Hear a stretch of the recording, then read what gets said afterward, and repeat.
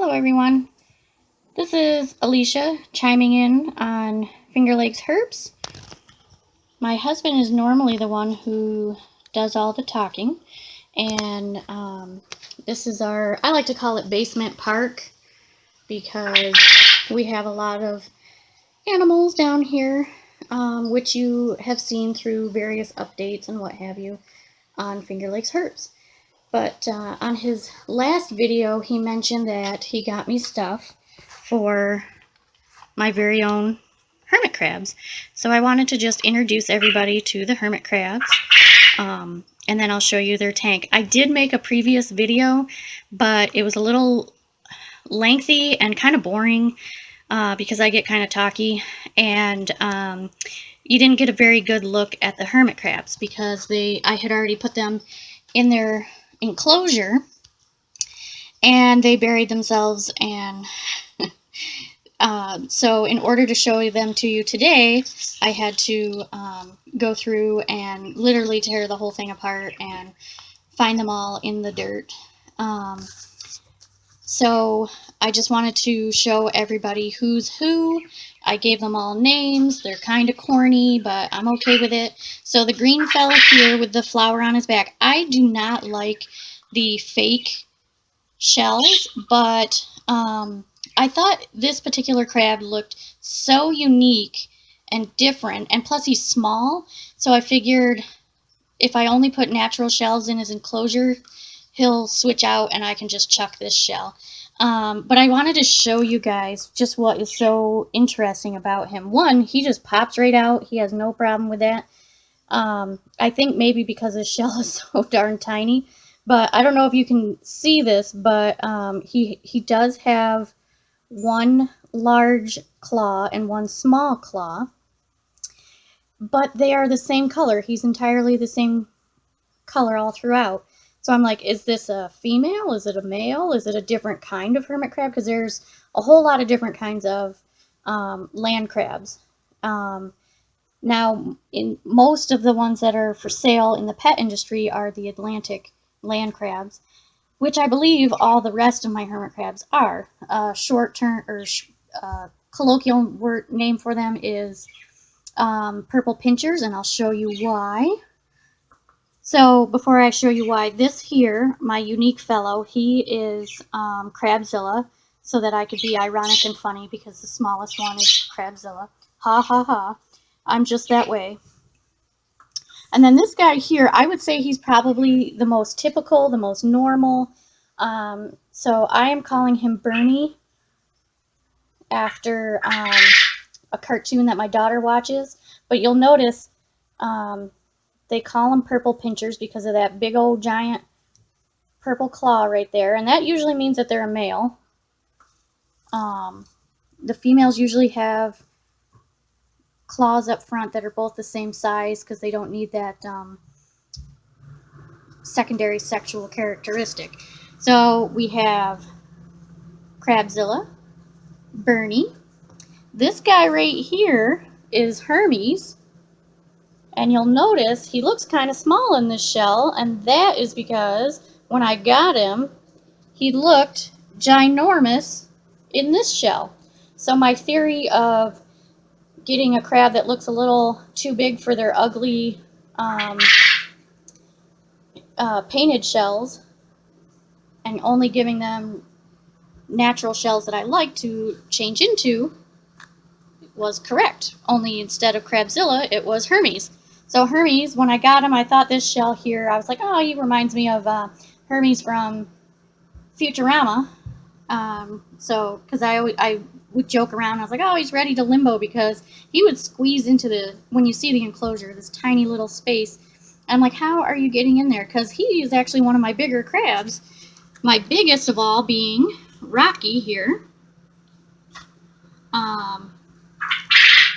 who is also ginormous and beautiful. Look at how red and just absolutely gorgeous this crab is. And I don't know if you can tell, but look at him in my hand. And my hands are pretty small, so I don't know if it's a good show of size, but he definitely fills up my hand.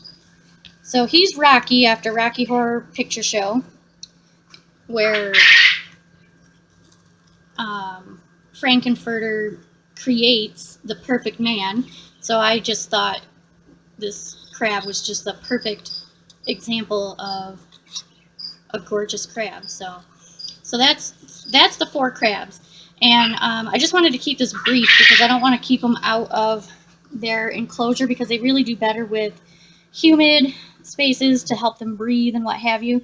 So I'm going to go put them back in their enclosure, and I'll talk to you about that afterwards. Okay, so I put them all back in their enclosure, and it's kind of hard to see with the glare and everything like that. But truth be told, this is the only time that you'll probably see them out and about. They are nocturnal. They do most of their eating when it's pitch dark down here, so I usually don't see them out and about, which I guess is a good sign. I do watch their food, and they have been eating it. They prefer the vegetation over the hermit crab food, which I guess I would too.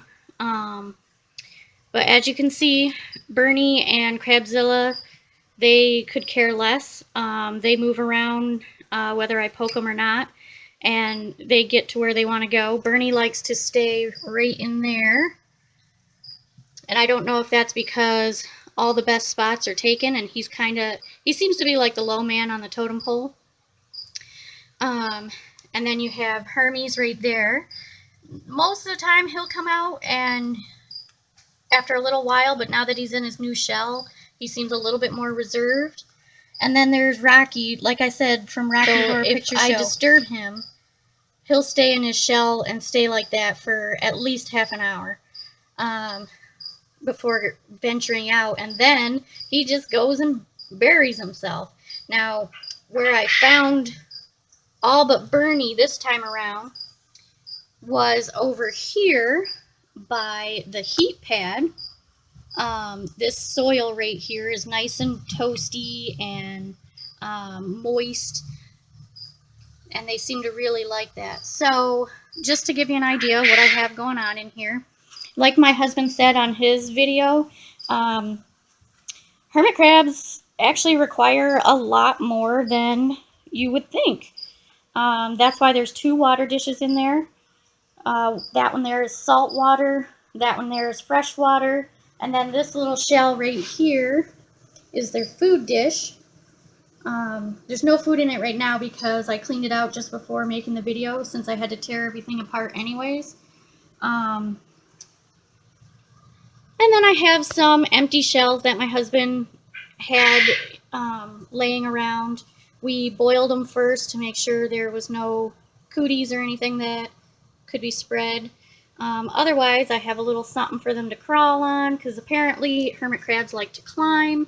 So there's a couple of logs down there, some fake plants, some sphagnum moss to help with the humidity and moisture. So what I usually do is instead of just spraying the entire tank and getting like water spots everywhere, I like to really saturate the sphagnum moss and over in this area with the warmth, so then you get some humidity that way.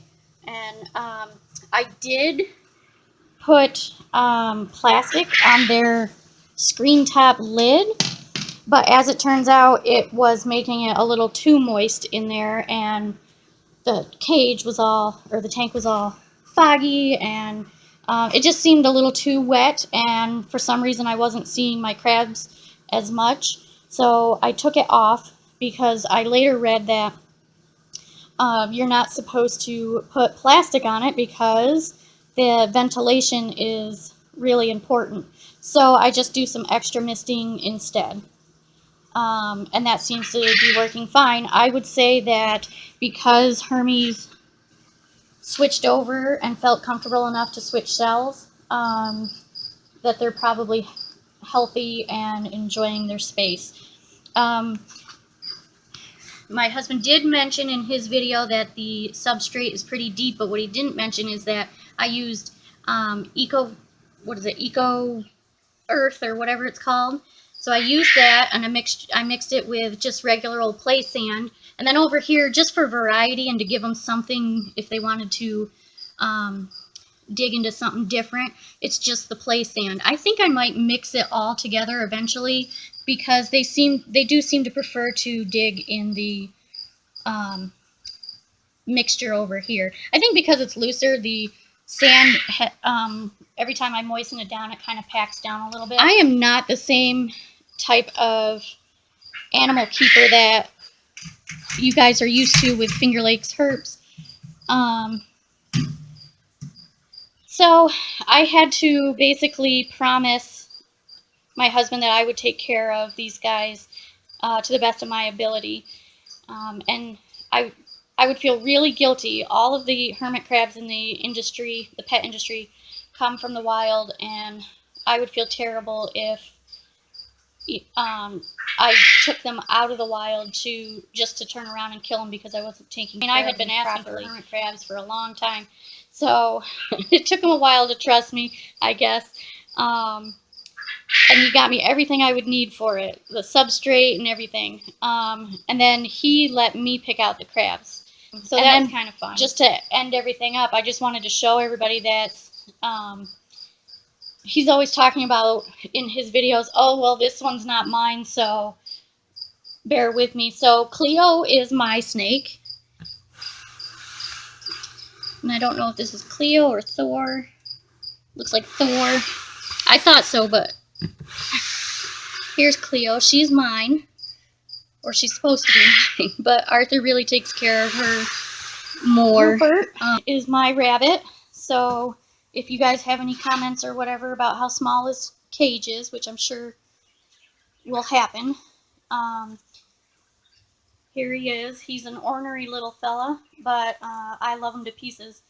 I think I like that he's not so needy emotionally. You know, he likes to have his own space, and I like to have my own space, and then sometimes we like to get together and just chill. Her at work and brought her home as a rescue, so either to nurse back to health and give away, find a home, or I kind of really like her. She is the sweetest pet or mammal that we have in the house, and she came from the wild, so go figure, right? I really like her. I really enjoy her. She's sweet. I know that they are social animals, and we are not going to keep her in this tank. And right there's Harvey showing off. I think he might be a little nervous about the camera. We called him Harvey for Harvey Two-Face because when